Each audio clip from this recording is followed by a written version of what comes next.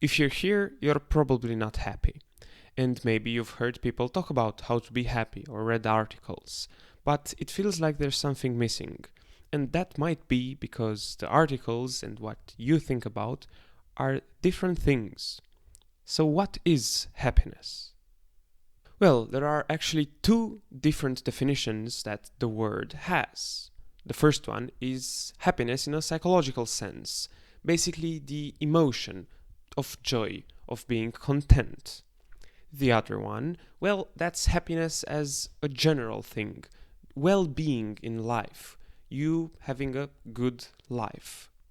And with that being said, it only raises more problems in how to be happy. So, how can one be happy? So, if we take the psychological aspect of happiness, the emotion, there are two schools of thought. The first one being hedonism.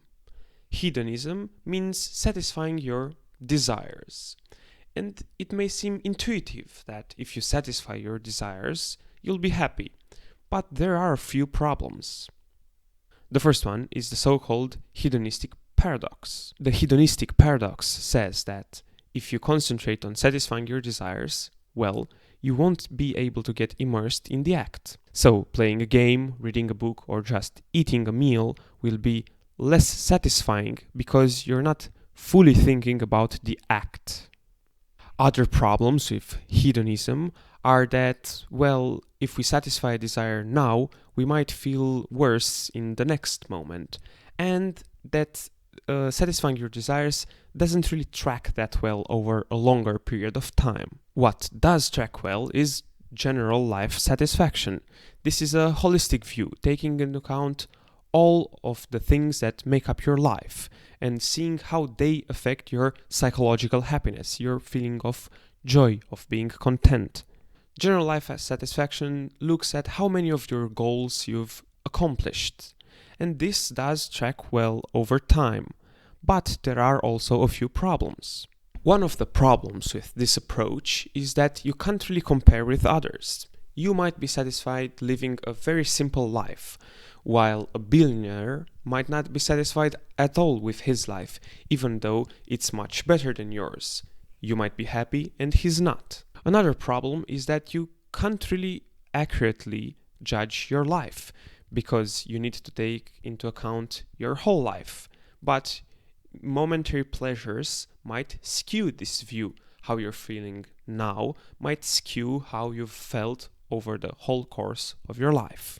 So this is about the feeling of joy, of being content. What about the other kind of happiness, the general well-being? Well, that comes from the Greek eudaimonia, and it refers much more to ethics than to psychology. Here we are looking at what is good for your life, at your well-being. Happiness means the things that are good for you. So what are those things? Well, here we come across hedonism again. It's a different kind of hedonism though now. Here, hedonism means having a greater balance between pleasurable stuff and bad stuff. So a hedonist might say that well-being comes from having a lot of pleasant experiences and very few unpleasant ones. But there are a few problems here as well. Let's take an oyster at the bottom of the ocean. That oyster has all of the conditions an oyster might need to be happy. And let's take you on Earth. You will live for 80 years with a decently happy life. That oyster will live for 1,000 years. Would you choose to be the oyster because you can prolong your happiness? Well, a hedonist might say yes, but most of us wouldn't. This brings the second kind of theory of well-being, which is desire theory. Here, we don't satisfy all of our desires, we just satisfy the current one. This is similar to hedonism and has its problems. For example, if we in the moment desire very much to harm ourselves, that might not be good for our well-being in general. So there's a third option, and that's the so-called list theory of happiness.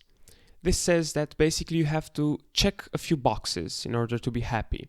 You have a few things that you want to strive for.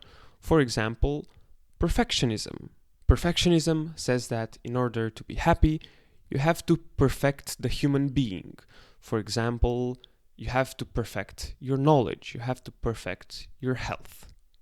In conclusion, happiness has two different meanings, one psychological, of an emotion, the other one more ethical, more philosophical. But even if we know what happiness might mean, that doesn't mean we know how to achieve it. There are a lot of competing theories, and to be honest, even more personal theories and practices that many of us do. Even if we take, for example, the American Independence Declaration, we don't really have a right to happiness. We have a right to pursue happiness. So a question arises: do we truly need to know what happiness is in order to feel it? And do we truly need to know a framework for being happy in order to actually be happy?